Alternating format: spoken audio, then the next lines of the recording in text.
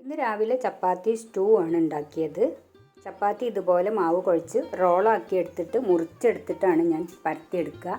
മുറിച്ചതിന് ശേഷം ഒരു 5 minute rest ചെയ്തതിന് ശേഷം പരത്തുകയാണെങ്കിൽ വളരെ എളുപ്പത്തിൽ പരത്തിയെടുക്കാൻ പറ്റും. ഇനി അത് ഓരോന്നായിട്ട് ചുട്ടെടുക്കുകയാണ്. ഇങ്ങനെയാവുമ്പോൾ ചപ്പാത്തി നന്നായിട്ട് പൊള്ളച്ച് കിട്ടും.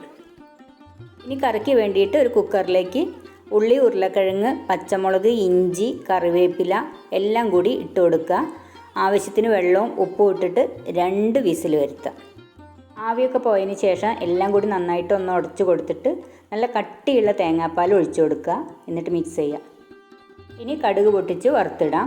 അപ്പോൾ നമ്മുടെ കറി റെഡി ആയിട്ടുണ്ട്. ഇനി ഉച്ചക്കിലേക്കുള്ളതാണ്. ചേമ്പാണ് കറി വയ്ക്കുന്നത്. ചേമ്പ് ചെറിയ കഷ്ണങ്ങളാക്കിയിട്ട് മല്ലി, മുളക്, മഞ്ഞൾ, ഉപ്പ് എല്ലാം കൂടി ഇട്ടിട്ട് ആവശ്യത്തിന് വെള്ളം കൂടി ഒഴിച്ചിട്ട് ഒറ്റ വിസിൽ മതി. ഇതിലേക്ക് ഒന്നുകിൽ ഒരു തക്കാളി ഇട്ട് കൊടുക്കണം, അല്ലെങ്കിൽ പുളി പിഴിഞ്ഞൊഴിക്കണം. ഇതിലേക്ക് തേങ്ങയും ഒരു നുള്ളു നല്ല ജീരകവും കൂടി വറുത്ത് അരച്ച കൂട്ട് ചേർത്ത് കൊടുക്കുക. ഒരു തിള വന്നതിന് ശേഷം ഓഫാക്കാം. ഇനി കടുക് വറുത്ത് കറിവേപ്പിലയും ഉണക്കമുളകും കൂടി ചേർത്ത് ഒഴിച്ചു കൊടുക്കാം. അപ്പോൾ കറി റെഡി ആയിട്ടുണ്ട്. ഇനി ഒരു വെണ്ടയ്ക്ക മെഴുക്ക് പുരട്ടിയാണ് ഉണ്ടാക്കുന്നത്.